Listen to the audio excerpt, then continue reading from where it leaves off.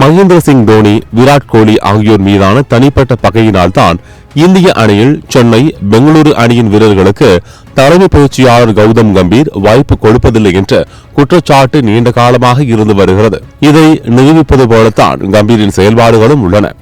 ஆனால் அதற்கு விரைவில் முடிவு கட்ட பிசிசிஐ முடிவு செய்துள்ளது. அதற்காக பெங்களூரு அணியின் கேப்டன் ரஜத் படிதார் மற்றும் பந்து வீச்சாளர்கள் புவனேஸ்வர் குமார், குருணால் பாண்டியா ஆகியோருக்கு இங்கிலாந்துக்கு எதிரான T20 போட்டியில் இடமளிக்க முடிவு செய்துள்ளது. இங்கிலாந்துக்கு எதிரான 5 போட்டிகள் கொண்ட T20 தொடரில் முதல் போட்டி மழையால் ரத்தானது. 2வது மற்றும் 3வது போட்டியை இங்கிலாந்து வென்று அசத்தியுள்ளது. குறிப்பாக 3வது போட்டியை 125 ரன்கள் வித்தியாசத்தில் இங்கிலாந்து வென்றுள்ளதால் பிசிசிஐக்கு இது மிக பெரும் கௌரவ குறைச்சலாக மாறியுள்ளது. இதனால் இந்திய அணியில் பல்வேறு அதிரடி மாற்றங்களை செய்யும் முடிவுக்கு பிசிசிஐ வந்துள்ளது. இதில் ஒரு கட்டம்தான் பெங்களூரு வீரர்களை உள்ளே கொண்டு வருவது. இதற்கு கம்பீர் கடுமையாக எதிர்ப்பு தெரிவித்தும் பிசிசிஐ அதை காதில் போட்டுக் கொள்ளவில்லை என்று கூறப்படுகிறது.